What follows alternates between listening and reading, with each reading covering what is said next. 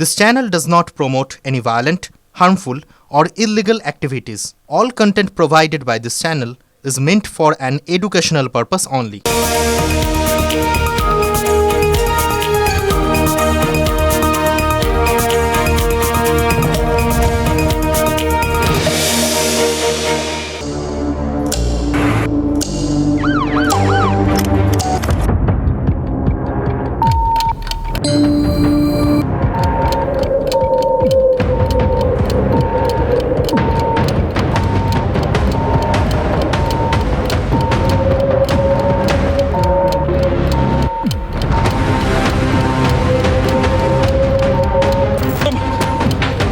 সরাসরি ছবি দেখাচ্ছি 30B হরিশ চ্যাটার্জি স্ট্রিট, যেটা তৃণমূলের কেন্দ্রীয় কার্যালয়, সেন্ট্রাল পার্টি অফিস। সেখানে ঠিক সেই জায়গায় এই মুহূর্তে টিম এসে পৌঁছলো। Abhishek Banerjee in absence of Abhishek Banerjee I can not allow you. এটা তো লফুলি হয় না, তাহলে এটা তো আইনত আপনি পারেন না। না, কেন আমি আপনি ইন অ্যাবসেন্স অফ কী করে করবেন? আমি আপনাকে অ্যালাউ করতে পারবো ইন অ্যাবসেন্স অফ যে অ্যাপ্লিকেন্ট বা যে যার কথায় এসছেন তাকে ছাড়া তো আমি বলতে পারবো না। আই হ্যাভ নো নলেজ, না আমি কেন আমি বলবো না। আপনি কি ঢুকবেন না বিষয়ে আপনার ব্যাপার। আমাকে যা পার্টি অফিসকে বললো যে আমরা মানে আপনি এই গেটটা খুলে দিন, আমরা মানে এটা কিন্তু আপনি বাধা দিলেন। সিআইডি টিম ভেতরে প্রবেশ করছে তৃণমূলের কেন্দ্রীয় কার্যালয় 30B হরিশ চ্যাটার্জি স্ট্রিট। এই মুহূর্তে সব থেকে বড় খবর।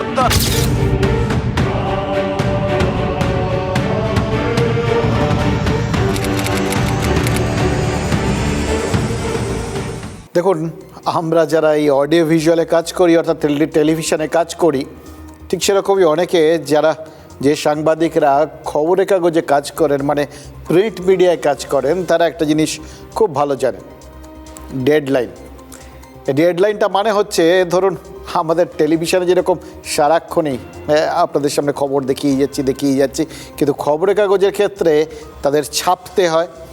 সেই ছাপার একটা সময়সীমা আছে যে অতটার পরে আর ছাপার জন্য কোনো বস্তু নেওয়া যাবে না।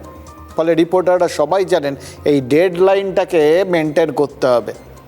ওই সময়, নির্দিষ্ট সময়ের মধ্যে যদি খবরটা এনে লিখে জমা না দেওয়া যায়, তাহলে সে খবরটার পরের দিন সকালের মুখ দেখবে না। সুতরাং ডেডলাইন প্রিন্টের রিপোর্টারদের ক্ষেত্রে খুব গুরুত্বপূর্ণ। ভাবছেন তো আপনাদের এই প্রিন্ট, অডিও ভিজুয়াল এগুলোর ওই ব্যাকরণটা পড়ানোর চেষ্টা করছি না? একদম না। মোটামুটি আমি জানি মানুষজন অত্যন্ত সচেতন, তারা এই সমস্ত ব্যাপারে খুব ভালোভাবে জানেন কোনটা কি কেন। তো সেগুলো নিয়ে তার মধ্যে যাওয়ার কোনো মানেও হয় না। আমি ডেডলাইন ব্যাপারটা একটু বোঝানোর জন্য আপনাদের প্রিন্ট মিডিয়ার একটা উদাহরণ দিলাম আর কি। কারণ আমরা যখন প্রিন্ট মিডিয়াতে কাজ করতাম তখন কিন্তু আমাদেরও ঠিক ওই একইভাবে ওই ডেডলাইনটা যেন কোনোভাবে একটা লক্ষণ রেখা, ওটাকে পার করা যাবে না।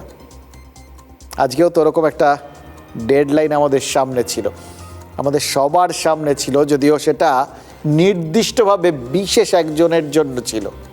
বিকেল 5টা, এই 5টার মধ্যে অভিষেক বন্দ্যোপাধ্যায়ের এসে পৌঁছানোর কথা ছিল ভবানী ভবনে। বারবার 3বারের মতো তৃতীয়বার ডাক এসেছিল তার, কিন্তু তারপরেও তাকে সেই ঠিকানায় দেখা যায়নি। আর তার থেকেও বড় কথা কি জানেন, সিআইডি তার দুটো ঠিকানায় 5টা বাজার আগেই দেখা গেল পৌঁছে গেছে। 1 30B হরিশ চ্যাটার্জি স্ট্রিট, আর 2 9 নম্বর ক্যামাক স্ট্রিট। প্রথমটা ওই প্রাক্তন মুখ্যমন্ত্রী মমতা বন্দ্যোপাধ্যায়ের বাড়ির ঠিকানা, আর দ্বিতীয়টা অভিষেক বন্দ্যোপাধ্যায়ের অফিসের ঠিকানা। মমতা বন্দ্যোপাধ্যায়ের বাড়ি 30B হরিশ চ্যাটার্জি স্ট্রিটের ঠিকানাটাই তৃণমূল কংগ্রেসের প্রধান কার্যালয়ের ঠিকানা, এবং একই সঙ্গে এই ঠিকানাটাই সাংসদ অভিষেক বন্দ্যোপাধ্যায়ের ঠিকানা হিসেবে লোকসভার সচিবালয়ে নথিভুক্ত রয়েছে। অর্থাৎ সরকারিভাবে যেটা মমতা বন্দ্যোপাধ্যায়ের বাড়ি, সেটাই সাংসদ অভিষেক বন্দ্যোপাধ্যায়ের বাড়ি, এবং একই সঙ্গে সেটাই সর্বভারতীয়, মানে এখনও যতটা সর্বভারতীয় আছে আর কি, ততটুকু তৃণমূলের অফিস। সে 30B হরিশ চ্যাটার্জি স্ট্রিটে সিআইডি গেল কেন? গেল। এটা অদ্ভুত সেই অর্থে এটা এটা বেশ কি বলবো, লজ্জাজনক বিষয়। সইজাল তদন্তে বিধানসভায় শোভনদেব চট্টোপাধ্যায়কে বিরোধী দলনেতা করতে চেয়েছিলেন মমতা বন্দ্যোপাধ্যায়, সেটা আপনারা জানেন। এবং সেই জন্য অভিষেক বন্দ্যোপাধ্যায় বিধানসভা স্পিকারকে একটা চিঠি পাঠিয়ে তার সাথে 70 জন বিধায়ক সই করেছেন এবং শোভনদেব চট্টোপাধ্যায়কে বিরোধী দলনেতা করতে চেয়েছেন বলে একটা সবার সই সম্বলিত একটা চিঠি আবেদনপত্র তিনি স্পিকারের কাছে জমা দিয়েছিলেন। কিন্তু ঘটনাচক্রে সেই বিধায়কদের মধ্যে অনেকেরই সই জাল করা হয়েছে বলে অভিযোগ ওঠে। এটাও আপনারা জানেন। এটাও জানেন যে ক্যানিং পূর্বের বিধায়ক বাহারুল ইসলামের মতো কেউ কেউ মুখ ফুটে বলেই ফেলেছিলেন সই তো তারা করেননি, তাহলে কি ভূতে করলো? তো সেই ভূতে করেছে না মানুষ করেছে, সেই বিতর্কের সমাধানেই সিআইডি আজ কালীঘাট আর ক্যামাক স্ট্রিট দুটো জায়গায় গেছিল। বলা ভালো সিআইডি যেতে বাধ্য হলো, কারণ ওই ডেডলাইন। আর কারণ ওই ডেডলাইনটা আমরা বিলক্ষণ বুঝলেও ডেডলাইনের মাহাত্ম্য অর্থাৎ সময়ের মূল্যটা অভিষেক বন্দ্যোপাধ্যায় বোঝেননি। এবং তিনি যে বুঝবেন না এটা সিআইডি তার মানে আগের থেকেই বুঝে ফেলেছিল। আজ নিয়ে 3 দিন তাকে সময় দিয়েছে সিআইডি, কিন্তু মানে তলব আর কি। কিন্তু অভিষেকের যে সময় জ্ঞান অত্যন্ত খারাপ এবং তিনি যে প্রত্যেকবারই সেই তলবটা সেই জন্যই এড়িয়ে গেছেন, এটাও সিআইডি বিলক্ষণ বুঝতে পেরেছিল, জানেন তো। আর তাই জন্যই আজকে বিকেলে 5টায় ওই সিআইডির তৃতীয় ডেডলাইন, তৃতীয় সময়সীমা বা লক্ষণ রেখা, সেটা শেষ হওয়ার আগেই সিআইডি সেখানে পৌঁছে গেছিল। এবার বলতেই পারেন যে 5টা পর্যন্ত তো সময় ছিল, তিনি যে পৌঁছবেন না এটা সিআইডি কী করে বুঝলো যে আজকেও অভিষেক তাদের দরজা মারাবেন না? দেখুন, এটা খুব সোজাসাপটা ব্যাপার। যেভাবে আমরা সবাই জেনেছি, যেভাবে আপনাদের জানিয়েছি, ঠিক সেইভাবেই সিআইডিও জেনে গেছে যে কলকাতায় ফেরার জন্য অভিষেক দিল্লিতে আছেন, এটা তারা জানতেন। এবং এটাও নিশ্চয়ই জেনে গেছেন যে কলকাতায় ফেরার জন্য প্লেনের টিকিট আজকের দিনে 3বার, একবার কেটেছেন, বাতিল করেছেন, আবার কেটেছেন, বাতিল করেছেন, আবার কেটেছেন, বাতিল করেছেন। 3বার টিকিট কেটে 3বারই বাতিল যখন করে দিয়েছেন তৃণমূলের কোট অ্যান্ড কোট সর্বভারতীয় সাধারণ সম্পাদক, সুতরাং তিনি যে আজ ফিরবেন না সেটা ধরে নিতে সিআইডির খুব একটা অসুবিধা হয়নি। এবং সেটা ধরে নিয়েই আজ কালীঘাটে মমতা বন্দ্যোপাধ্যায়ের দরজায় আর ক্যামাক স্ট্রিটে অভিষেকের অফিসে পৌঁছে গেছিল সিআইডি। সে কি এলাই কাণ্ড, পুরো হাল্লা চলেছে যুদ্ধের মতো, জানেন তো। আমরা যখন প্রথম খবর পেলাম যে প্রচুর সেনা, মানে ওই আধা সেনা আর কি, মানে কেন্দ্রীয় বাহিনী এবং তার সাথে প্রচুর সিআইডির লোকজন, পুলিশ, মানে একটা বিলাহি ব্যাপার হচ্ছে, তখন আমরা ফার্স্টে ভাবছিলাম হচ্ছেটা কি, হবেটা কি, কে ধরা পড়বে, কার ওখানে অভিযান। এবং এই সমস্ত হলেই বুঝতেই পারেন তো ইদানিংকালে একজনের নামই মাথায় আসে। এত আয়োজন যখন, তো যার জন্য আয়োজন তারও নিশ্চয়ই কলেবরটা সেরকমই হবে। স্ট্যান্ডার্ড বলে ব্যাপার আছে না, আয়োজনের সাথে তার সামঞ্জস্যপূর্ণ হওয়ার কথা। তো আমরা মোটামুটি একটা ধারণা করে নিয়েছিলাম এবং সত্যিই তাই দেখলাম। সত্যিই তারা অভিষেকের খোঁজে বেরিয়েছেন। মুশকিল হচ্ছে কি জানেন, অভিষেক যদি সময়ে সিআইডির দফতরে হাজির হতেন তাহলে সব থেকে বড় বিড়ম্বনার হাত থেকে কে বাঁচতেন বলুন তো? মমতা বন্দ্যোপাধ্যায়। এই গোটা পর্বটায় এই 4 তারিখের পর থেকে, এই ভোটের ফল বেরোনোর পর থেকে তৃণমূলকে নিয়ে তৃণমূল নেত্রীকে যতটা বিড়ম্বনায় পড়তে হচ্ছে, তার সিংহভাগটা কেন পুরোটাই একটাই মাত্র কারণে, সমস্তটা কুক্ষিগত করে একজনের জন্য রেখে দেওয়াতে। এবং বাকিটা তার মানসিকতা তৃণমূলের যাবতীয় নেতা, বিভিন্ন মাপের আর কি, সিকি, আদুলি, 10 পয়সা, 20 পয়সা, 5 পয়সা, 2 পয়সা, সবার মধ্যে সংক্রামিত হওয়ায় সবাই সব কিছু আপন করে কুক্ষিগত করে রেখে দিয়েছিলেন। যে যা পেয়েছেন হাতের সামনে সেগুলো কুক্ষিগত করে নিয়েছেন।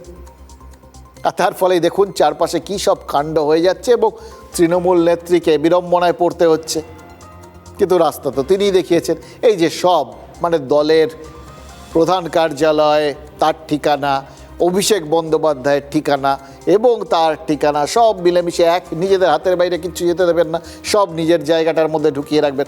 তার ফলে সিআইডি যখন অভিষেক বন্দ্যোপাধ্যায়কে খোঁজ করতে গেছে, দুটো পরিচয়, সাংসদ অভিষেক বন্দ্যোপাধ্যায় আর তৃণমূলের সর্বভারতীয় কোট অ্যান্ড কোট সাধারণ সম্পাদক অভিষেক বন্দ্যোপাধ্যায়। এবার দুটোরই তো ঠিকানা ওই একই, ফলে সেখানে পৌঁছে গেছে। তার বাড়িতে সিআইডি ঢুকছে সই জালের মতো একটা অভিযোগের নিষ্পত্তি করতে বা তদন্ত করতে, তথ্য প্রমাণ সংগ্রহ করতে। ভাবতে পারেন মমতা বন্দ্যোপাধ্যায়ের জন্য এর থেকে বড় বিড়ম্বনা আর কিছু হতে পারে? এই বিড়ম্বনার হাত থেকে অভিষেক তো তাকে বাঁচাতে পারতেন নির্দিষ্ট সময় ওই ভবানী ভবনে পৌঁছে গিয়ে। তার বদলে কি হলো? তার বাড়ির সামনে বিশাল দল বল নিয়ে হাজির হলো পুলিশ, সিআইডি। এই ছবিটা যদি একটু অভিষেক বন্দ্যোপাধ্যায় ডেডলাইন মেনটেন করতেন, তাহলে শুধু কলকাতা নয়, বাংলা নয়, গোটা ভারতের লোককে দেখতে হতো না। এবং সবথেকে বড় কথা, আবার বলছি, সই জাল, বিধায়কদের সই জাল।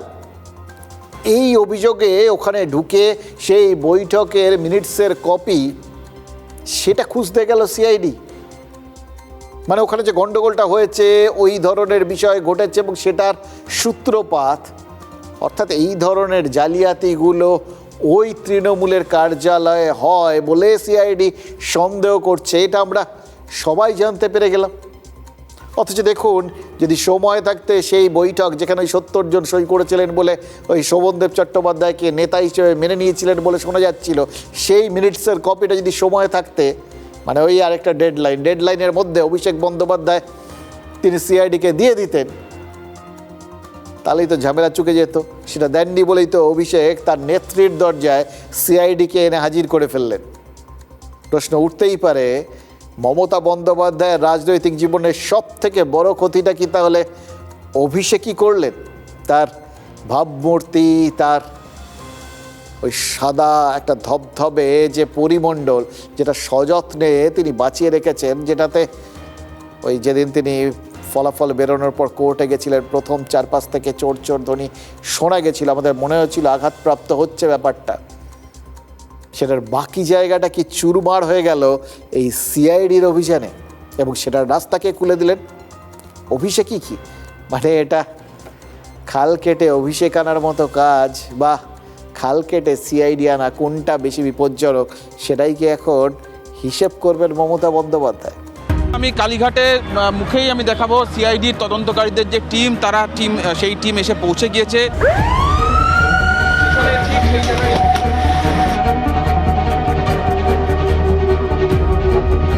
সার্চ অপারেশনে যে আমরা এসেছি, আপনি যে অবস্ট্রাকশন করছেন, তো আপনি আমি অবস্ট্রাকশন কোথায় করছি? আমি বলছি আমি অ্যালাউ করতে পারবো না, আমার বলছি না তো এটা অ্যালাউ না করাটাই তো আমি অ্যালাউ করবো কি করে আপনাকে? আপনি তো আমি যেহেতু এখানে এখন বসছি, তাহলে আপনি অবস্ট্রাকশন করছেন না, আমি কোনো অবস্ট্রাকশন করছি না, অ্যালাউ করবো না তো, অ্যালাউ করবো না।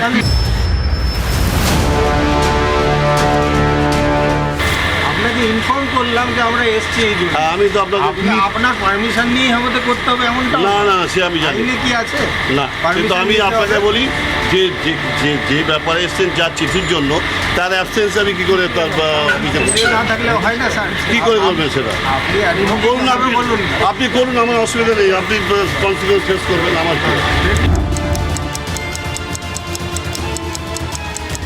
আমরা তো লফুল কাজ করতে এসেছি, আপনি উনি তো পুলিশটা। হ্যাঁ, পুলিশটা। তাহলে আপনি তো আটকাতে পারেন, এনারও তো লফুল কাজই করতে এসেছেন, আপনারা যদি বিয়ে করেন আপনারা আটকাতে পারেন না তো। আমি আটকাচ্ছি না, আমি সার্চ করতে এসেছি, আটকাচ্ছেন না তো, পার্টি সার্চ করতে এসেছি, পার্টি অফিস সার্চ করতে এসেছি। আপনি আটকাচ্ছেন কি? আমি আটকাচ্ছি না, ছেড়ে দিন। আমি আটকাচ্ছি না, সুদীপ পান্ডে সাহেবকে আমি ফোন করেছিলাম। আটকাচ্ছেন কেন? এই মুহূর্তে ভেতরে প্রবেশ করলো, প্রায় 1 ঘন্টা ধরে যে টানা পড়েন চললো, অবশেষে সেই টিম এই মুহূর্তে প্রবেশ করলো। আমি ছবিটা দেখাবো, দেখতে পাচ্ছ পুরো ভিডিওগ্রাফি করতে করতে সিআইডি টিম ভেতরে প্রবেশ করছে। দেখুন, আজ সিআইডি যখন পৌঁছয় তখন টিকটিক করে ঘড়ির কাঁটা 4টের দিকে এগোচ্ছে। কিন্তু দিল্লিতে বসে মমতা বন্দ্যোপাধ্যায় কি বুঝতে পারছিলেন যে তার ভাবমূর্তির আসলে 12টা বাজছে, 4টে না? এবং সেটা কে 12টা বাজালো? রাজ্য পুলিশ নাকি অভিষেক বন্দ্যোপাধ্যায়? গোটা তৃণমূলের দুর্নীতি একদিকে আর মমতা বন্দ্যোপাধ্যায়ের স্বচ্ছ ভাবমূর্তি আরেকদিকে। এটাই তো আমরা গত 15 বছর ধরে দেখেছি। 4 মের পর এই ভাবমূর্তি একটু একটু করে ধাক্কা খাচ্ছিল, টুকরো হয়ে খসে পড়ছিল। গতকালও আপনাদের সুখেন্দু শেখর রায়ের বক্তব্য শুনিয়েছি, রাজ্যসভার প্রাক্তন তৃণমূল সাংসদ। আপনাদের মনে আছে কি বলছিলেন?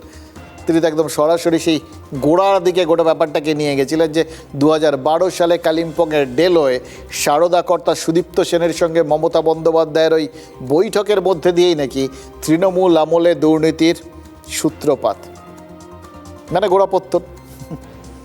মানে সোজাসুজি 11তে জেতা সরকার তারা 12র মধ্যেই দুর্নীতির দোরগোড়ায় পা দিয়েছিল বা লক্ষণ রেখাটা পেরিয়ে গেছিল, এটা সুখেন্দু শেখর বলে দিয়েছিলেন।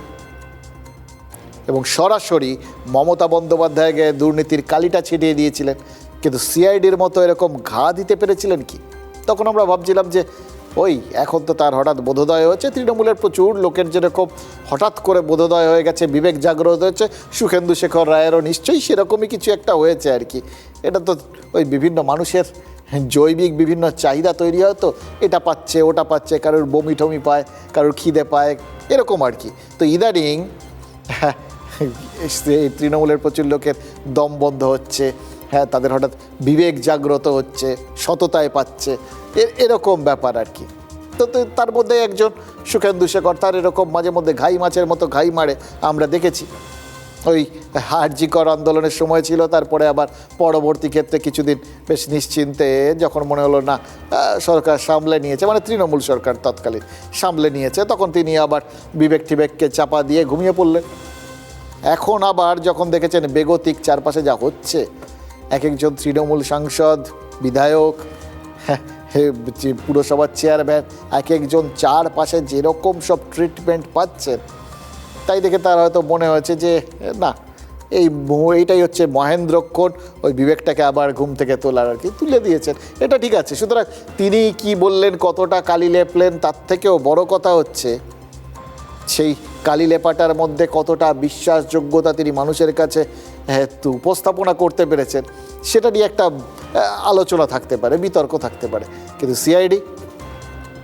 সিআইডি যেভাবে ঢুকলো, গোটা পশ্চিমবঙ্গ, গোটা দেশ দেখলো মমতা বন্দ্যোপাধ্যায়ের দুয়ারে পুলিশ আর সিআইডি, দেখলো তার পাশের গলিটা, বাড়ির পাশের গলিটা, সেটা পুলিশ আর গোয়েন্দায় ছয়লাভ, গোটা মানে বাড়িটাকে সব ঘিরে ফেলেছে, কেন্দ্রীয় বাহিনী এলো। এই ছবি তো এত বছরে কখনো দেখা যায়নি। ক্ষমতায় থাকা, ক্ষমতায় আসার আগে কোনো সময় না। কি দেখলো মানুষ? এখন পর্যন্ত কালীঘাট তৃণমূলের প্রতি অনুগত, বিধানসভা ভোটে পরাজিত শুভাশিস চক্রবর্তীকে যিনি ওই দরজাটা আটকে সিআইডিকে ফেরানোর একটা চেষ্টা করলেন বারবার, কিন্তু ব্যর্থ হলেন। এবং সবাই দেখলো সিআইডি মমতা বন্দ্যোপাধ্যায়ের বাড়ির দরজা দিয়ে ঢুকলো, তারপর ওইটাই তো যথেষ্ট। ভেতরে ঢুকে তৃণমূলের অফিসে তল্লাশি হলো, ওটা কি অন্য কোথাও? তাদের কী আসে যায় বলুন তো? যে দরজা দিয়ে মমতা বন্দ্যোপাধ্যায় তার সততার ভাবমূর্তি নিয়ে প্রবেশ করতেন, যে দরজার ভেতরে সততার ভাবমূর্তি থাকতো, সেই দরজা দিয়ে অনাহুত অতিথির মতো সিআইডি ঢুকে পড়ল এবং সেই ভাবমূর্তির গায়ে হাতুড়ির ঘা মেরে দিল। মমতা বন্দ্যোপাধ্যায়ের বাড়ির ঠিক উল্টো দিকে, জানেন তো, দেখছিলাম এই ছবিগুলো যখন চারপাশে আসছে, আর হট করে চোখটা, সাংবাদিকের চোখ তো ঠিক জায়গায় আটকে যায়, তো দেখলাম মমতা বন্দ্যোপাধ্যায়ের বাড়ির ঠিক উল্টো দিকের দেওয়ালে সততার প্রতীক কথাটা এখনও লেখা আছে, এখনও। কিন্তু আজকের পর সেই লেখাটার কোনো মূল্য রইল কি না, সেটাই তো সব থেকে বড় প্রশ্ন হয়ে গেল। দেওয়ালের লেখাটা এরপর আজকের পর ওই আবছা হোক না হোক, মানুষের মন থেকে যে সততার প্রতি ক্রমশ মুছে যেতে পারে, সেটা বুঝেই কি সিআইডিকে 30B হরিশ চ্যাটার্জি স্ট্রিটে ঢুকতে দিতে চাইছিলেন না শুভাশিস চক্রবর্তী? নাহলে তো তিনি তো জানতেন যে সিআইডি তারা সার্চ ওয়ারেন্ট নিয়ে এসছে, সরকারি কাজ করতে এসছে, তাদের আটকানো সেটা আইনত অপরাধ, এটা তিনি জানতেন। সরকারি কাজে বাধা দেওয়া সেটা যে শাস্তিযোগ্য অপরাধ, সেটা তিনি জানতেন। তার তো সিআইডিকে আটকানোর কোনো যুক্তিগ্রাহ্য কারণ মানে অন্তত তিনি নিজে তো অন্তত তুলে ধরতে পারেননি। বলেছেন তিনি কোনো পোস্টে নেই, তিনি স্বেচ্ছাশ্রম দিচ্ছেন, তাই কোনো দায় নিতে পারবেন না, এটা তো তিনিই বলেছেন। এবার দায় যে তার একার নয়, দায় যে তাদের গোটা দলের, সই বিতর্কে জড়িয়ে পড়ার পর আর কোনো ব্যক্তি বিশেষ নয়, গোটা তৃণমূল দলটার গায়েই যে এই জালিয়াতির তকমাটা এঁটে গেছে সেটা তো তিনি জানেন। তা সত্ত্বেও তার ওইভাবে সিআইডির পথ আটকানোর একটাই তো মানে, একটা উদ্দেশ্য, আর কোনো উদ্দেশ্য না, তৃণমূল নেত্রীর ভাবমূর্তির ধ্বংসাবশেষটা রক্ষা করা। এরপরেও এই শতচ্ছিন্ন টুকরো টুকরো হয়ে যাওয়ার পরেও আপাতত রাজ্য রাজনীতিতে যদি ভেসে থাকতে হয়, তাহলে ওটাই তো তৃণমূলের শেষ পারানির কড়ি, এটা নিশ্চয়ই তিনি বুঝেছিলেন। আর তাই জন্য বিজেপি চক্রান্ত করে সিআইডি পাঠিয়ে তাদের কাছ থেকে ওটা কেড়ে নিতে চাইছে তৃণমূল, সেটাই বলার মরিয়া চেষ্টা করলো। সুভাষিসবাবু সেটাই আটকানোর চেষ্টা করলেন, কিন্তু পুরো প্রচেষ্টাটা বিশ্বাসযোগ্য হলো কি, নাকি এখন সাম্প্রতিককালে এই ভোটের লড়াই থেকে শুরু করে যা যা হচ্ছে তৃণমূলের তরফে সবই ব্যর্থ প্রচেষ্টা বলে পরিহাসময় হয়ে উঠছে। ছাড়া দুজন সিভিক লোক রয়েছে, এই দুজন সিভিক লোককে উইটনেস হিসেবে নিয়ে এসছে যারা বিজেপির লোক, সঙ্গে করে বিজেপির লোককে এখানে নিয়ে আসা হয়েছে। সিআইডি কে এখানে পাঠিয়ে দিয়েছে মমতা ব্যানার্জির বাড়িতে, যাতে জানে সবাই যে মমতা ব্যানার্জি আজকে দিল্লিতে আসবে। সবাই দিল্লিতে রয়েছে, এটা জেনে শুনে মমতা ব্যানার্জির ইমেজ নষ্ট করার জন্য এটা কাজ করেছে। বাংলার মানুষ এর বিচার করে নেবে। অধৈর্য হয়ে ওনার বাড়িতে যেভাবে সিআইডি প্রবেশ করেছে সেটা নিশ্চিতভাবে প্রতিবাদযোগ্য এবং সেটা দুর্ভাগ্যজনক। শুনছিলাম বক্তব্যগুলো, এটাও বোঝার চেষ্টা করছিলাম যে ওই যে কজন সাংসদ বিধায়ক মমতা বন্দ্যোপাধ্যায়ের পাশে এখনও রয়েছেন, এই তাদের মধ্যে দুজন, এই কল্যাণ বন্দ্যোপাধ্যায়, কুণাল ঘোষ, মদন মিত্ররাও রয়েছেন আর কি, এরা সবাই তল্লাশি চলার সময় মমতা বন্দ্যোপাধ্যায়ের কালীঘাটের বাড়িতে পৌঁছেছিলেন। এরা সবাই যে কথাগুলো বলছেন তার মূলগত অর্থ তো একটাই হয়, এরা বোঝানোর চেষ্টা করছেন মা কি ছিলেন, কি হইলেন। এবার এই মাটা শুনে আপনারা মা মাটি, মানুষের মা ধরে নিয়ে অনেক কিছু ভাবতে পারেন, এটা না, এই গোড়াটা মানে যেখান থেকে এসছে এটা আমি সেখানকার কথা শুনেই বলছি এবং সেই মর্মার্থতেই বলছি আর কি। আপনারা মা বলতে অন্য কিছু মনে করে নিতে পারেন, ঘটনাচক্রে সেটাও যে খেটে যাবে না এরকম গ্যারান্টি দিতে পারছি না, কিন্তু এক্ষেত্রে আপনাদের ধরে নিতে হবে যে ওনারা নিশ্চয়ই এই ইডি বা সিবিআই এরা কি ছিল সেটা তো জানতেন, এদের নিয়ে এদের মূল্যায়নের কোনো বদল হবে না। কিন্তু সিআইডি, রাজ্য পুলিশ ঘরের লোক ছিল, ফলে তারা সিআইডি কি ছিল এবং কি হইল এটা ভেবেই নিশ্চয়ই হয়রান হয়ে যাচ্ছেন। কোনোদিন ভাবুন তো, গত 15 বছরে তৃণমূল কোনোদিন ভাবতে পেরেছিল যে এইভাবে সিআইডির নিরপেক্ষতাকে চ্যালেঞ্জ করতে হবে? অথচ এতদিন পর্যন্ত প্রত্যেকে টপ টু বটম সবার কাছে সিআইডি ছিল পৃথিবীর সর্বশ্রেষ্ঠ তদন্তকারী সংস্থা, যারা চরমতম নিরপেক্ষ। তারাই আজকে খারাপ হয়ে গেল। ঘটনাচক্রে ওই একটা ডেডলাইন আর একটা লক্ষণ রেখা, একটা দরজা পেরোলো, ব্যাস পুরো বদল হয়ে গেল। তাহলে এই ক্ষেত্রে আমাদের ধরতে হবে যে এই সিআইডি টিআইডির সম্পর্কে এতদিন কি ছিল, এবং রাতারাতি তো ওইভাবে বদল হয় না, ফলে এতদিন কি ছিল আর এখন কি হলো সেটা রাজনীতির লোকেরা ছাড়া আর কেউ বিষয়টা এত ভালো করে বোঝেন না। আরও একটা ঘটনা, এই 4 মের পর পশ্চিমবঙ্গে যেরকম তৃণমূলের বিরাট রূপান্তর হয়ে গেছে, এতদিন আমরা আদি নব্য বলতাম, এতদিন মমতা তৃণমূল, অভিষেক তৃণমূল বলতাম, এখন তার বদলে ভালো তৃণমূল আর খারাপ তৃণমূলের আমদানি হয়েছে। ঠিক সেরকম সিআইডিও কি ভালোর থেকে খারাপ হয়ে গেছে? সেজন্যই কল্যাণ বন্দ্যোপাধ্যায়রা বলছেন যে সিআইডির সঙ্গে করে বিজেপির 2জন লোককে সাক্ষী বানিয়ে মমতা বন্দ্যোপাধ্যায়ের বাড়িতে নিয়ে গেছে। তল্লাশি শেষে আজ বেশ কিছু নথিপত্র তৃণমূলের সদর কার্যালয় থেকে সিআইডি বাজেয়াপ্ত করছে, এটা তো আমরা দেখতে পেয়েছি। তারপর সিজার লিস্ট সহ তারা কালীঘাট থানায় হাজির হয়েছে, এটাও নিয়ম মাফিক। কিন্তু এরপর এই যা যা হয়েছে এগুলো সব তো দেখা গেছে। আমি বলছি এরপর কি? অভিষেক তলবে সাড়া না দেওয়ায় তৃণমূলের সর্বোচ্চ ঠিকানায় তো সিআইডি পৌঁছে গেল। ভাবমূর্তিতে যা যা কালি ল্যাপার সেটাও ল্যাপা হয়ে গেল। এরপর কি? এরপর কি সেটা কি অভিষেক বন্দ্যোপাধ্যায়ের ওপর নির্ভর করছে? যখন ঢুকতে দিচ্ছিল না সিআইডিকে, আমরা ওনাদের বক্তব্যগুলো শুনছিলাম। আমাদের প্রতিনিধি জিজ্ঞেস করেছিলেন সিআইডির এক ওখানে কর্তা যিনি লিড করছিলেন তাকে, যে তো ঢুকতে দিল না আপনাদের, তখনও ঢুকতে দেয়নি আর কি, ঢোকেননি, তো এরপর কি হবে? তার জবাবটা অসাধারণ লাগলো। দুটো কথাই বললেন, দেখতেই পাবেন। দেখলাম আমরা। তারপরে ওই সময় কিনতে কিনতে কিনতে কিনতে মানে ওই কথাবার্তা চালাতে চালাতে চালাতে 5টা পেরিয়ে যাওয়ার পর ঢুকে বললেন, লক্ষণ রেখা পেরোলো, সিআইডি চৌকাঠ পেরোলো।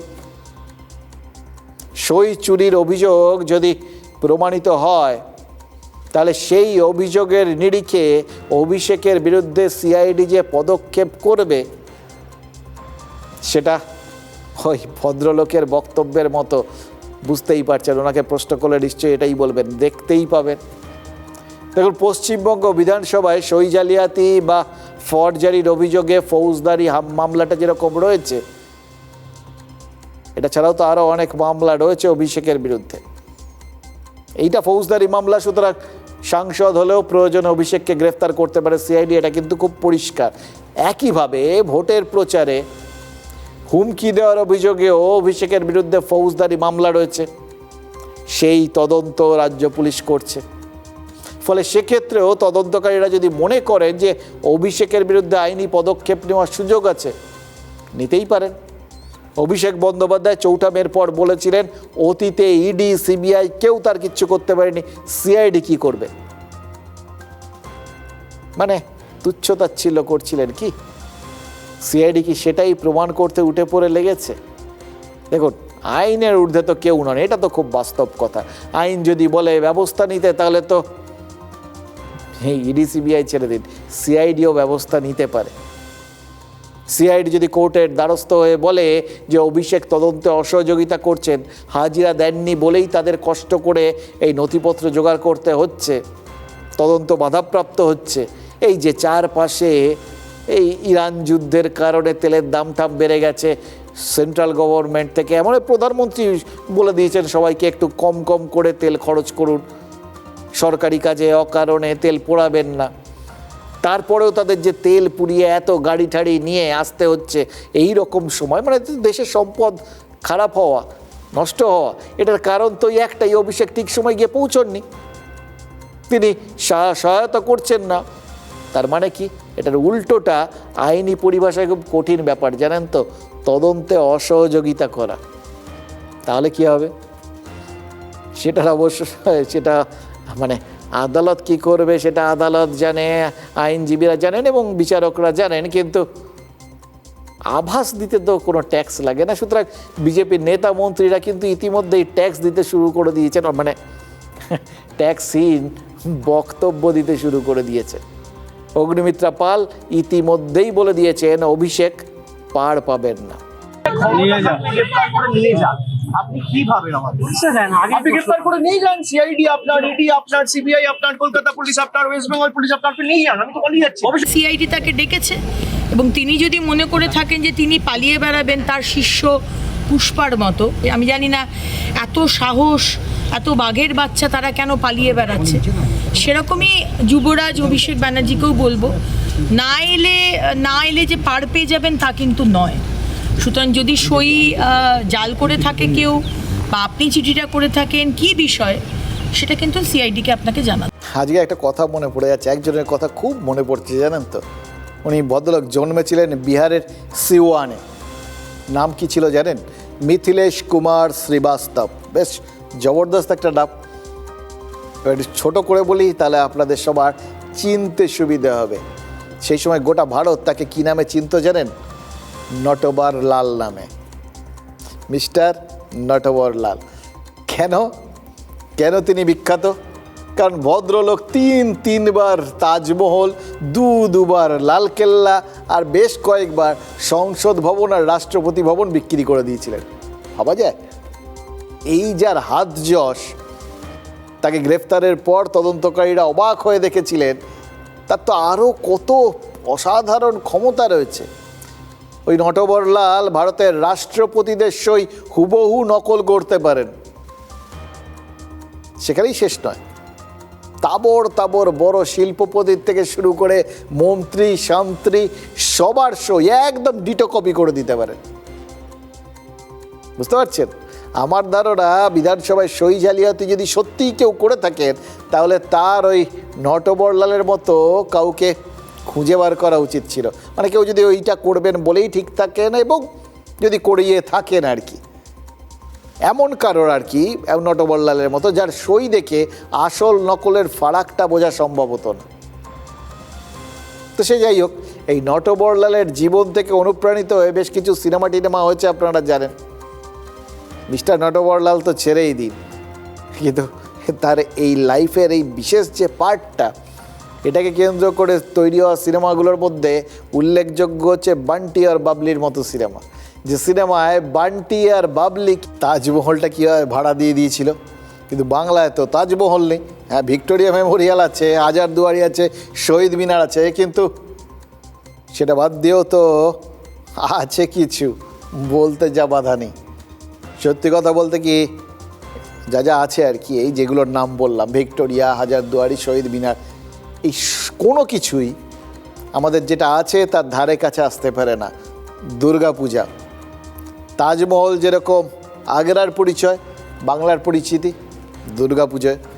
এবার ইউনেস্কো স্বীকৃতি দেওয়ার পর এটা তো একটা ইন্টারন্যাশনাল ব্যাপার হয়ে গেছে। আমাদের আবার ওই সাদা চামড়ার লোকেরা স্বীকৃতি না দিলে খুব একটা কোনো কিছুর সম্পর্কে বিশ্বাস জন্মায় না। আমাদেরই পুজো, ছোটোবেলার জন্ম থেকে দেখছেন আর কি, আপনি দেখেছেন, আপনার বাবা ঠাকুরদারা দেখেছেন, কিন্তু তারপরেও এটা যে কত বড় মাপের জিনিস দুর্গাপুজোটা, এটা আমাদের ঠিক বিশ্বাস টিশ্বাস হচ্ছিল না। ইউনেস্কো দেওয়ার পর সবার হঠাৎ করে বোধোদয় হচ্ছে, আরে তাই তো, একটা মারাত্মক জিনিস আমাদের হাতে আছে। এবার মুশকিল হচ্ছে এই বোধোদয় হওয়াটা আপনার আমার ক্ষেত্রে একরকম, আর বিশেষ কারোর ক্ষেত্রে আবার আরেক রকম। মাথার মধ্যে টাং করে অ্যান্টেনা খাড়া হয়ে যায় তাদের। আমরা ভাবি কি এবার তাহলে পুজোটা ওই ছোটোবেলার থেকে এই যে আফসোস ছিল, কেন মাত্র 4 দিন, কেন মাত্র, যেহেতু এক্সটেন্ড করা যেত না পুজোটা, কে বারণ করেছিল 7 দিন করতে। তারপর আমরা দেখলাম যে ক্রমশ বড় হচ্ছে পুজোর কলেবরটা, আর তারপর যখন দেখলাম ইন্টারন্যাশনাল স্বীকৃতি পেয়ে গেছে, ব্যাস পায় কে, এই নিশ্চয়ই 1 মাস ধরে চলবে। হলেও তাই, সমস্ত লোকজন সুতরাং কোমর বেঁধে নামলেন যে এইবার একদম শুরুর থেকে পুরো উসুল করে নিতে হবে যতদিন আছে। এটা তো এখন কার্নিভাল, পুজো না। এই যে সব মানুষের এই উৎসাহ, আন্তর্জাতিক স্বীকৃতি পাওয়ায় যে একটা উদ্দীপনা, এটার কথা তো পূর্বতন সরকারের প্রতিনিধিরাই বলে গেছেন। কারণ তারাই তো মনে করেন যে দুর্গা পুজোটাকে যাতে তুললেন তারা, তাদের সময় উঠলো, এতদিন তো কিছু ছিল না। এবং ওই বললাম, আপনার আমার ক্ষেত্রে ব্যাপারটা একরকম, মনের মধ্যে লাড্ডু ফোটায়, কিন্তু কারোর ক্ষেত্রে, করিতকর্মা লোকেদের ক্ষেত্রে অন্যরকম অ্যান্টেনা খাড়া হয়। তারা যথারীতি নিজেদের মতো করে গোটা বিষয়টার মধ্যে একটা সম্ভাবনা খুঁজে পেয়ে গেছিলেন। পূর্বতন সরকারের এক প্রতিনিধি নাকি বাঙালির দুর্গাপুজোকে বিক্রয়যোগ্য একটা কমোডিটি হিসেবে দেখেছিলেন, অর্থাৎ এমন একটা জিনিস যেটাকে বিক্রি করা যায়, যার চরম চাহিদা আছে, যার বাজার দর ভালো। এবং তিনি সেই সুযোগটা নিয়েছিলেন এবং বিক্রি করে দিয়েছিলেন বলে, মানে দুর্গাপুজোকেই বিক্রি করে দিয়েছিলেন বলে অভিযোগ উঠছে। ভেবেছিলেন কোনোদিন এটাও হতে পারে? পিসি সরকার তাও বিভিন্ন কিছু ভ্যানিশ করে দিয়েছিলেন, কিন্তু এটা ভ্যানিশ না, জাদু ফাদুর ব্যাপার নেই, শুধু বুদ্ধি। এরকমই তো অভিযোগ। গত কয়েক বছর পুজোর আগে পুজো দেখার একটা সুযোগ তৈরি হয়েছিল, আপনাদের মনে আছে? এখন এটা তো বিরাট বড় ব্যাপার হয়ে গেছে। সুতরাং পুজোটা নর্মাল সময় দেখতে পাবেন না, প্রচুর ভিড় হবে, দেশ বিদেশ থেকে এত লোক আসবে ভাবুন তো, নাইজেরিয়ার থেকে যদি বিরাট বিরাট চেহারার লোকজন এসে যায়, ধাক্কা মেরে আফ্রিকার লোকজন এসে যায়, এই বিরাট বিরাট চেহারা আপনাকে ধাক্কা মেরে সরিয়ে দেবে, এরকমই তো মোটামুটি ভেবে নিয়েছিলেন সবাই। সুতরাং ঢুকতে পারবেন না, সাদা চামড়ার লোকেরা পিলপিল করে আসছে। তার থেকে বরঞ্চ আগে ভাগে আমরা একটুখানি, আর আমরা বাঙালিরা চিরকালই একটু সাইড দিয়ে ভিআইপি এরকম করে ঢোকার একটা চিন্তা করি, তো ভেবে নিয়েছিলাম সেইটাই নাকি এরা ব্যবস্থা করে দিয়েছিলেন, সেটাকে একদম লিগাল ওয়েতে। আমাদের বাঙালিদের যাতে এরকম চেয়ে চিনতে কিছু করতে না হয়, তাই জন্য টিকিটের ব্যবস্থা করে দিয়েছিলেন। বাছাই করা পুজো আর মোটা টাকার টিকিট, ব্যাস কেটে ফেলুন। ষষ্ঠীর আগেই দেখে ফেলতে পারবেন যাবতীয় পুজোকে। সরাসরি ইউনেস্কোর উদ্যোগেই নাকি ওই প্রি পুজো টিকিট বিক্রি হচ্ছে। কিন্তু এখন কি জানা যাচ্ছে জানেন, এমন কোনো উদ্যোগের সাথে ইউনেস্কোর তো বটেই, ইউনেস্কোর কোনো সহযোগী সংস্থাও জড়িত না, আদপেই ছিল না, কখনো ছিল না। ইন্দ্রনীল সেন ইউনেস্কোর কথা বলে আসলে টিকিট বিক্রি করে দিয়েছেন, এবং সেই টিকিট বিক্রির টাকা নিয়ে নাকি দুর্নীতি করেছেন বলে অভিযোগ উঠেছে। রাজ্যের প্রাক্তন মন্ত্রীর বিরুদ্ধে যিনি অভিযোগকারী, সেই জয়দীপ মুখোপাধ্যায়ের দাবি, ইন্দ্রনীলের প্রত্যক্ষ মদতেই তার স্ত্রী যে সংস্থার সাথে জড়িত, সেই মাস আর্ট নাকি দুর্গাপুজোকে কেন্দ্র করে কয়েক হাজার কোটির দুর্নীতি করেছে। বাংলায় দুর্নীতির ক্ষেত্রে আমি একটা জিনিস দেখলাম জানেন তো, এই যে বারবার সবাই বলছিলেন না 8 লক্ষ কোটি টাকা ধার চাপিয়ে দিয়ে গেছেন মমতা ব্যানার্জি আমাদের পরের যে সরকার, এই বিজেপি সরকারের ওপরে, এই এত কিছু খরচপাতি করে কিভাবে চলবে সংসারটা, এরকম প্রচুর লোকের এই কিন্তু দুশ্চিন্তা আছে আর কি। কিন্তু তাদের দুশ্চিন্তার জাস্ট কোনো কারণই আমি দেখতে পাই না। যে পরিমাণ টাকা দুর্নীতি হয়েছে বলে শোনা গেছে, তা 10%ও যদি খুঁজে পেতে বার করা যায়, আমার ধারণা যেখানে যত ধার ঠার আছে সব শোধ হয়ে আমরা প্রফিটে রান করব। কিন্তু এক্ষেত্রে ইন্টারেস্টিং বিষয় হচ্ছে ইন্দ্রনীল সেনের বক্তব্য। তার যুক্তি, তিনি যদি ইউনেস্কোর নাম ভাঁড়িয়েই থাকেন, তাহলে ইউনেস্কো কেন তার বিরুদ্ধে কোনো অভিযোগ করেনি? কেন ব্যক্তিগত উদ্যোগে তাকে অভিযুক্ত করা হচ্ছে? ঠিক কথা, এর দুটো মানে হতে পারে। ব্যক্তিগত উদ্যোগে কারোর বিরুদ্ধে দুর্নীতির অভিযোগ করা হলে সেটা অভিযোগই নয়। আর 2, ইন্দ্রনীল সেন চাইছেন আন্তর্জাতিক স্তরে তার বিরুদ্ধে অভিযোগ হোক। বলা যায় না, তার হয়তো মাথায় রয়েছে এই মমতা বন্দ্যোপাধ্যায়ের কথাটা, যেখানে প্রাক্তন মুখ্যমন্ত্রী বলেছিলেন প্রয়োজনে তিনি আন্তর্জাতিক আদালতে ভোটের ফল চ্যালেঞ্জ করতে পারেন, এবং তিনি নিজেই ইন্টারন্যাশনাল কোর্ট অফ জাস্টিসে সওয়াল করতে পারেন। ইন্দ্রনীল সেন তো খুব কাছের লোক ছিলেন। একটা সময় শুনতাম জানেন তো, আমার ঠাকুরদা বলতেন, যখন ছোটোখাটো জিনিস চাইতাম নজরটা উঁচু কর, নজরটা উঁচু কর। মমতা বন্দ্যোপাধ্যায়ের কথা শুনে হয়তো ইন্দ্রনীল সেনেরও নজরটা উঁচু হয়ে গেছিল। হয়তো ভেবেছেন চারপাশে এই কি যাকে তাকে ধরছে পুলিশ, এই ডিম ফিম মারছে টাটছে, সব লোকাল স্তরে, স্ট্যান্ডার্ড কম। একটু ক্লাসি ব্যাপারটা হতে হবে, তো গান টান করেন, সংস্কৃতি মনস্ক। সুতরাং ইন্দ্রনীল সেন বলেছিলেন বা ভেবেছিলেন কৌশলী যখন হাতের কাছেই আছে, তখন বড় মঞ্চে আইনি লড়াই করাটাই ভালো। একটা ইন্টারন্যাশনাল ফেম তো হবে গোটা ব্যাপারটা। সেই জন্যই হয়তো ইউনেস্কো কেন মামলা করছেন না, সেই জন্যে তিনি হাপিত্তেশ করে বসে আছেন। তো সে যাই হোক, যা ভেবেছেন তিনি ভেবেছেন। একটা কথা ইন্দ্রনীল সেন সংবাদ মাধ্যমকে পরিষ্কার জানিয়ে দিয়েছেন, পুলিশ চাইলে সমস্ত নথিপত্র নিয়ে তিনি নাকি হাজির হবেন। মুশকিল হচ্ছে কি জানেন, এই একই কথা তো অভিষেক বন্দ্যোপাধ্যায় বলেছিলেন, কথা দিয়ে দিয়েছিলেন সিআইডি ডাকলেই হাজির হয়ে যাবে। আজকের 5টা ডেডলাইনটা তাহলে কি ছিল? আর মমতা বন্দ্যোপাধ্যায়ের বাড়িতেই পুলিশ গেলেন কেন, সিআইডি গেল কেন, একবার ভেবে দেখুন। এবং এরপরে ইন্দ্রনীল সেনের বক্তব্যটা তারা কি চোখে দেখবেন, সেটাও আপনারাই ভেবে দেখুন। ফর্মার মিনিস্টার ট্যুরিজম এবং কালচার ইন্দ্রনীল সেন, ওনার ওয়াইফ মধুচন্দ্রা সেন, ধ্রুবজ্যোতি বাসু, এনারা president, vice president, secretary mass art 2022 সালে ইউনেস্কোর নাম এবং লোগো ইউজ করে, যে ইউনেস্কো ওদের পার্টনার, যেটা কমপ্লিটলি ফলস। 2022-23-24 কলকাতার দুর্গাপুজো যেটা intangible cultural heritage for humanity পেয়েছে, সেই হিউম্যানিটিকে কিল করে দিয়েছে। ইউনেস্কো লিখিত দিয়েছে আমাকে, they have not reiterated with any commercial viability or any contract with mass art. 4,000 টাকা করে টিকিট কেটে আপনার পাড়ার দুর্গাপুজো আপনি প্রথম 5 দিন ঢুকতে গেলে দিতে হবে, সেটা তো পুরো হিউম্যানিটিকে কিল করেছে। পুরো স্ক্যাম এটা ফাইন্যান্স এবং art scam in the name of UNESCO. কত টাকা স্ক্যাম বলে মনে হয় আপনার?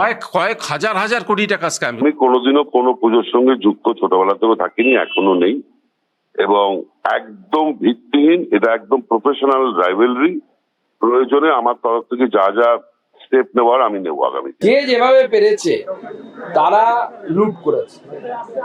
উনি সাংস্কৃতিক জগতের লোক, তাই সাংস্কৃতিক জগৎ থেকে লুট করার চেষ্টা করেছেন। পুজো, প্রি পুজো টিকিট বিক্রি করে, যেখানে ইউনেস্কোর logo without permission of UNESCO লাগানো, বেআইনি কাজ। দেখুন, ইন্দ্রনীল সেন দুর্গাপুজোকে বিক্রি করেছেন কি করেননি সেটা প্রমাণ সাপেক্ষ, কিন্তু অরূপ বিশ্বাস তিনি যে ব্যাপারে মানে ইন্দ্রনীল সেন যেটা চাইছিলেন, একটা ওই ইউনেস্কো কেন কমপ্লেন করলো না, অর্থাৎ তিনি একটা আন্তর্জাতিক স্তরে গোটা ব্যাপারটা নিশ্চয়ই যেতে চেয়েছিলেন, ভাবতে চেয়েছিলেন।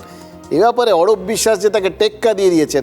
শোনা যায় যে মন্ত্রিসভায় যখন দুজন সতীর্থ ছিলেন আর কি, মমতা বন্দ্যোপাধ্যায়ের ডান দিক বাঁ দিকে, তখন এই দু হাতের মধ্যে নাকি একটু কম্পিটিশন ছিল আর কি।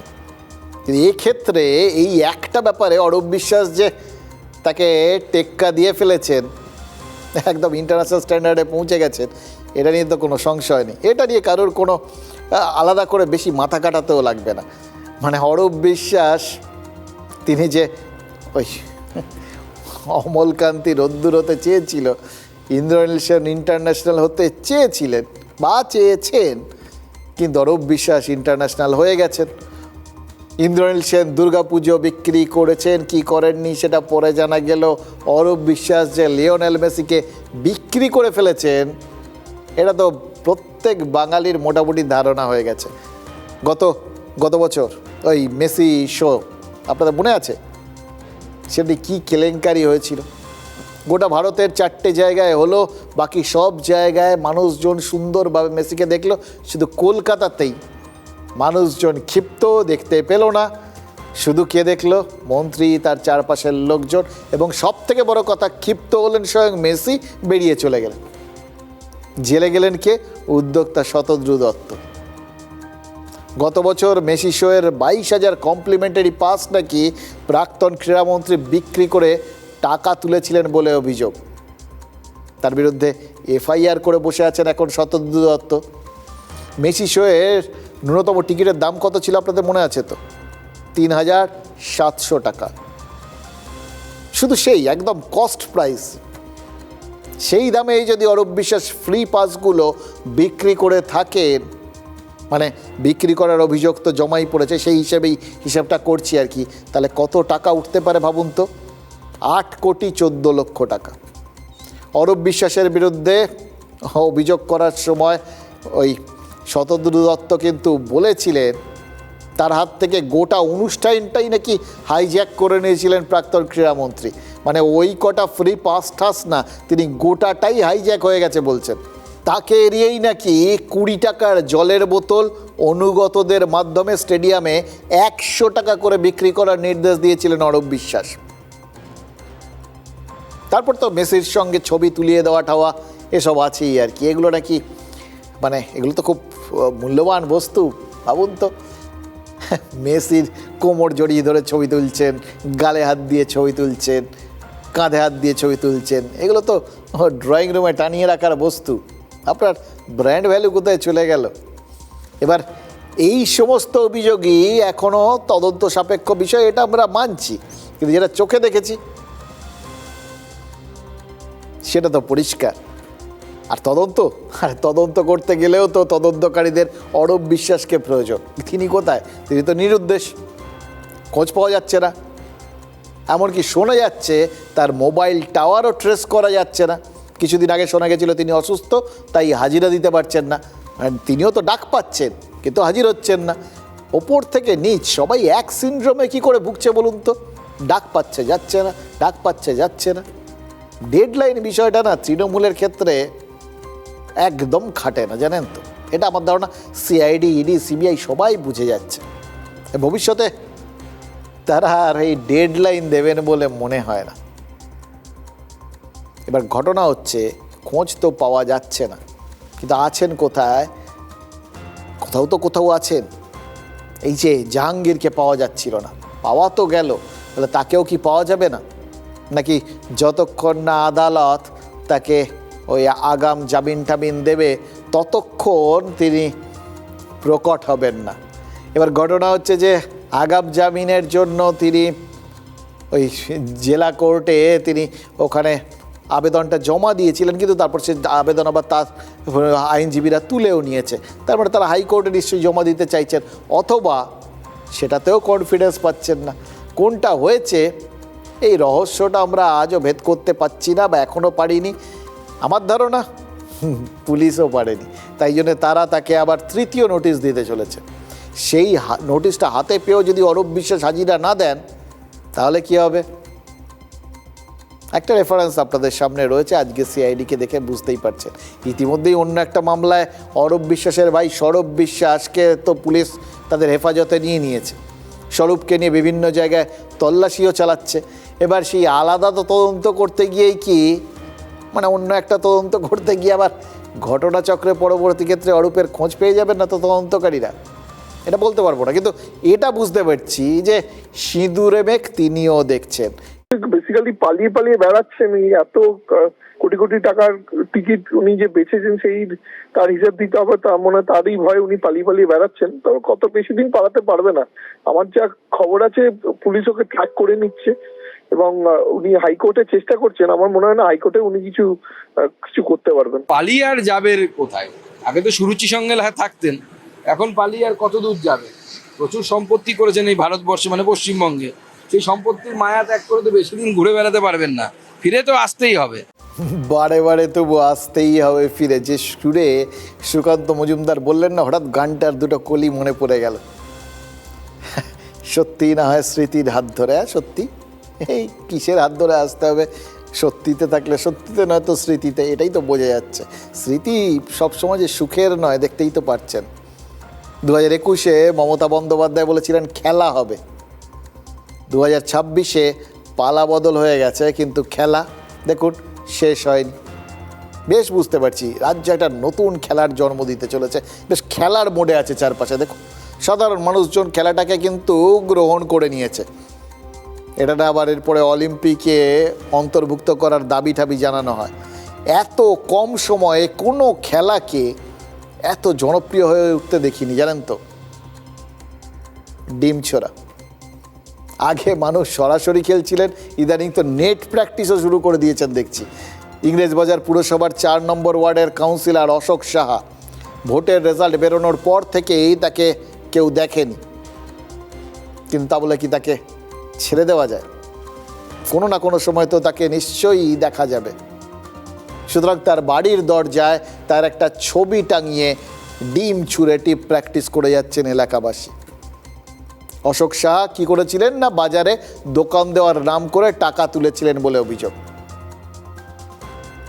নেট প্র্যাকটিস চলছে, ফিরে এলে মানুষজন হয়তো তার সাথে ম্যাচ খেলবেন। ঠিক যেরকম প্রাক্তন বিধায়ক সব্যসাচী দত্তের সাথে মানুষজন ম্যাচ খেলে ফেললেন। তাকে তোলাবাজির মামলায় তুলেছে বিধাননগর উত্তর থানার পুলিশ। আর শুধু তো ডিম নয়, আদালত চত্বরে পচা টমেটো গোবর নিয়েও তো খেলাটা হলো। এগুলো সব নতুন উপকরণ, যত সময় যাচ্ছে মডিফিকেশান হচ্ছে আর কি, বিভিন্ন জিনিস যোগ হচ্ছে, খেলার একটু পরিবর্তন হচ্ছে। এরকম বিবর্তনের মধ্যে দিয়ে তো খেলাধুলো তারা তো একটা জায়গায় পৌঁছয়, তাই না? এই যে ফুটবল খেলাটা, একটা সময় নাকি শোনা যায় যে শত্রুদের মুন্ড নিয়ে দুটো যুদ্ধ করতে গিয়ে তারা নিজেদের মধ্যে খেলতো আর কি। পরবর্তী ক্ষেত্রে সেটার থেকেই আস্তে আস্তে মুন্ডটার বদলে বল হয়ে সেটা ফুটবল হয়ে গেল। তো এরকম এই যে ডিম ছোড়া, পচা টমেটো ছোড়া, গোবর ছোড়া, এই যে সব বিভিন্ন উপকরণ এলিমেন্টসগুলো যোগ হচ্ছে, এরপর একটা নতুন রূপ হয়তো আমরা পাবো। এগুলো একটা সম্ভাবনার জায়গা কিন্তু আছে, কিন্তু মুশকিল হচ্ছে এটা নিয়ে একটা দুশ্চিন্তার জায়গা আছে, দুটো দুশ্চিন্তা। বলছি আপনাদের। প্রথম দুশ্চিন্তা তৃণমূল নেতারা তারা করছেন, তারা বাড়তি দুশ্চিন্তায় পড়ছেন। একে ডিম নিয়ে দুশ্চিন্তার অ্যাক্সেস ছিল না, এখন পচা টমেটো গোবর যোগ হচ্ছে, দুশ্চিন্তা তো বাড়বেই। মমতা বন্দ্যোপাধ্যায়ের বাড়িতে যখন সার্চ হয়ে গেছে তখন সব্যসাচী দত্তকে কী অভিযোগে গ্রেপ্তার করা হলো না হলো তা নিয়ে সত্যি সত্যি সাধারণ মানুষের যে বিরাট হেলদোল থাকার কথা সেরকম তো নয়, কিন্তু তা সত্ত্বেও হলো তো। ওই ডিম টমেটো গোবর সবই আমরা দেখতে পেলাম। এবার কেন সেগুলো হলো, গোবর কেন, এই অ্যাডিশনটা কেন, এটা ভাবছেন তো? ওটা শুদ্ধিকরণের জন্য হলো। এবং ওই মমতা বন্দ্যোপাধ্যায়ের বাড়ির ভেতর পুলিশ ঢুকে যাওয়ার পরেও বাকিদের নিয়ে লোকে যে এই খেলাধুলোর মানে চান্সটা নষ্ট করছে না, উৎসাহটা পাচ্ছে, ধরে রেখেছে, তার মানে খেলাটা কিন্তু জনপ্রিয় হয়ে উঠেছে। আর এখানেই কিন্তু দ্বিতীয় দুশ্চিন্তা, এটা সবার জন্য, রাজ্যের জন্য।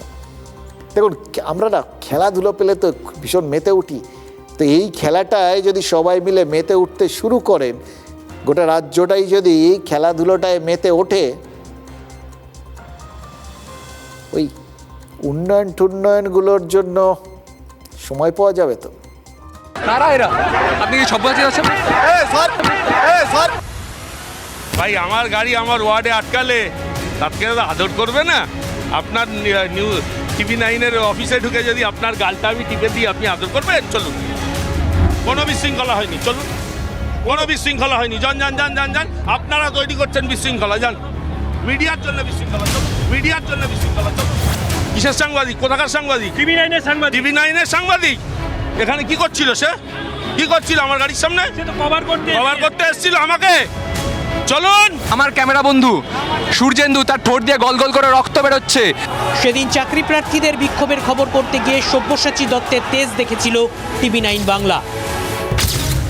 কিসের সাংবাদিক? কোথাকার সাংবাদিক? মিডিয়ার জন্য বিশৃঙ্খলা, চলুন, চলুন।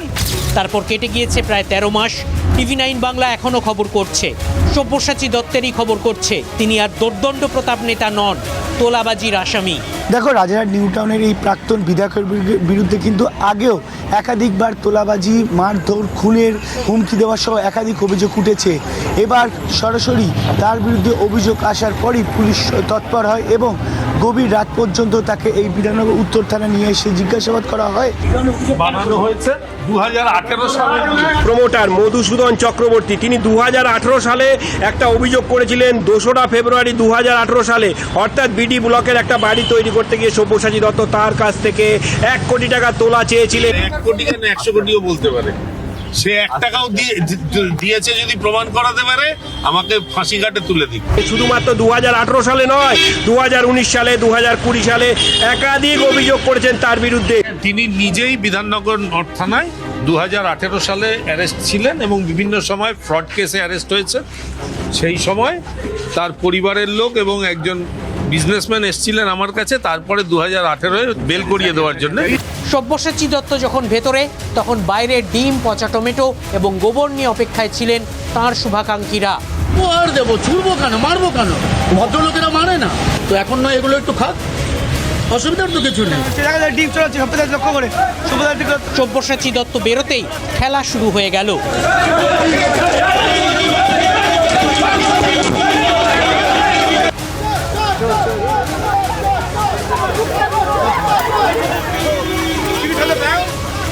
ওকে গোবর দিয়ে স্নান করিয়ে দিয়েছি। হ্যাঁ, বিচারক সাহেবের কাছে যাবে, গোবর দিয়ে স্নান করে গেছে, শুদ্ধ হয়ে যা, কিছুটা শুদ্ধ হয়ে করে দিয়েছি আমরা। 13 মাস আগেও TV9 বাংলা খবর সংগ্রহ করত, TV9 বাংলা এখনো খবর সংগ্রহ করছে, আর সব্যসাচী দত্ত গোবর সংগ্রহ করছেন। সব্যসাচীর নামটা হচ্ছে যে দু হাতে একই রকম কাজ করেছে, উনি ডানাতেও কামাতেন, বাঁহাতেও কামাতেন, নামটা সার্থক। যারা ওখানে মানুষের উপর যেভাবে অত্যাচার করেছে, মানুষের অত্যন্ত আক্রোশ এদের উপরে আছে। পিছনে বিজেপির নেতা কর্মীদের মদত আছে, মানুষের ক্ষোভ বিক্ষোভকে উস্কে দেওয়া হচ্ছে, বাংলা একটা অরাজকতা চলছে। দেখুন, সব্যসাচী দত্ত একটা সময় আমাদের রিপোর্টারদের সঙ্গে, প্রতিনিধিদের সঙ্গে কি ব্যবহার করেছেন, তার সাঙ্গপাঙ্গদের আঘাতে আমাদের সহকর্মীদের রক্ত ঝরেছে, এটা তো আপনারা দেখলেন। আমরা কিন্তু আজকের দিনে দাঁড়িয়েও হ্যাঁ, তার সম্পর্কে মানুষের কি বক্তব্য, কি অভিযোগ, বা তারা তাকে কি চোখে দেখছেন, এটার যেরকম আপনারা তুলে ধরছি, ঠিক একইভাবে তার বিরুদ্ধে তোলা অভিযোগগুলো সম্পর্কে সব্যসাচী দত্তর কি বক্তব্য, সেই সুযোগটাও আমরা তাকে দিচ্ছি, সেটাও আমরা মানুষের সামনে তুলে ধরছি। অর্থাৎ আত্মপক্ষ সমর্থনের একটা সুযোগ আজকে কিন্তু সব্যসাচী দত্ত পাচ্ছেন, যে সুযোগটা সেদিন আমাদের কাউকে তিনি দেননি, তার সাঙ্গপাঙ্গরা কেউ দেননি। যাই হোক, তৃণমূল নেতাদের প্রতি মানুষের এই ভালোবাসা যদি অক্ষুণ্ণ থাকে, তাহলে ডিমের পাশাপাশি গোবরের দামও কিন্তু বাড়তে বাধ্য, এটা বলতে পারি। আর পচা টমেটো কিলো দরে বিক্রি হবে, মানে কিছুই যায় না ফেলা। আমাদের এখানে যা যা নষ্ট হয় ওই বাজার টাজারে, সেগুলো যে কাজে লাগানোর জন্য বা সেগুলো যে দামে বিক্রি হতে পারে, এটা তো সেই পরিস্থিতি তৈরি হয়ে যাচ্ছে। মানুষের কতটা ক্ষোভ জমলে এরকম ঘটতে পারে বুঝতে পারছেন? কিন্তু তার মধ্যে ওই বললাম, দুশ্চিন্তার জায়গা একটাই, মানুষের মন তো প্র্যাকটিস করতে করতে অভ্যেস হয়ে গেলে এটা না আবার পরবর্তী ক্ষেত্রে কোনো সময় আমাদের দুশ্চিন্তার কারণ হয়, এটাই মনে হচ্ছিল। আমরা সবাই ঘর পোড়া গরু তো, সিঁদুরে মেঘ দেখলে মাঝে মধ্যে ভয় পাই। তো যাক, এরও একটা মানে দেখুন, উল্টো রাস্তা বা উল্টো কারণও তো রয়েছে, এর একটা উল্টো দিকও আছে। পূর্ব মেদিনীপুরের নয়পুর পঞ্চায়েত, তার প্রধান, তিনি নিশ্চয়ই নিউ টাউনের এই মর্নিং শোটা দেখেছেন, জানেন তো। তিনি ব্যক্তিগত কারণ দেখিয়ে বিডিও অফিসে ইস্তফা দিতে গেছিলেন। ইস্তফা দেওয়ার পর সেখানে সাধারণ মানুষের উদ্দেশ্যে বলেন যে প্রধান থাকাকালীন কোনো ভুল যদি তিনি করে থাকেন তাহলে তার জন্য ক্ষমা প্রার্থী, এবং কতটা ক্ষমা প্রার্থী সেটা বোঝাতেই কান ধরে ওঠবোস করতে শুরু করেন। এবার ওটা ডিম টমেটো গোবর দেখে করলেন, নাকি তার মনে হলো যে প্রায়শ্চিত্ত করতে হলে ওই গোবরের বদলে এটা অনেক বেটার অপশান, সেটা আমরা জানি না। আবার এটাও হতে পারে ওই বিধায়কদের ঋতব্রত লবি, সাংসদদের কাকলি লবির মতো পঞ্চায়েতেও হয়তো বিক্ষুব্ধ লবি দেখা যাচ্ছে। সবাই শুধরে যাচ্ছেন, বিবেকের ডাক শুনছেন। সুতরাং দেখা যাক আর কতজন এই কান ধরে ওঠবোস করার রাস্তাটা নেন। মানে সবই তো এন্ট্রি পাসের ব্যাপার, বিভিন্ন রকমভাবে পাস কিনছেন লোকজন। এবার কেউ যদি ওঠবোস করে পাস কেনার কথা ভাবেন, তাহলে তাই সই। তারপর যদি এরকম দেখি যে এটাও একটা ট্রেন্ড হয়ে গেল, একটা নতুন খেলা, তাহলে নির্দিষ্ট করে আপনাদের সঙ্গে এটা নিয়ে পরবর্তী ক্ষেত্রে কথাবার্তা বলবো। কিন্তু আপাতত চোখে যা দেখা যাচ্ছে সেটাই আপনাদের বলি, সেটাও তো কম ইন্টারেস্টিং নয়। পূর্ব মেদিনীপুরের কোলাঘাটে শুভেন্দু অধিকারী প্রশাসনিক বৈঠক করলেন। বিজেপির বিধায়কদের পাশাপাশি যথারীতি সেখানে তৃণমূলের টিকিটে জেতা শিউলি সাহা ডাক পেয়েছিলেন। মানে বিরোধী হিসেবে বিরোধীদের সবাইকেই ডাকা হচ্ছে সব জায়গায়, এক্ষেত্রেও ডাকা হয়েছে। শিউলি সাহা ছিলেন, আর কারা ছিলেন? তৃণমূলের বিক্ষুব্ধ দুই সাংসদ, বা হঠাৎ করে ওই যাদের বোধোদয় হয়েছে বা বিবেক জাগ্রত হয়েছে, মানে এদের এতগুলো দিক না, ভার্সেটাইল তো এই সংস্কৃতি জগতের মানুষ।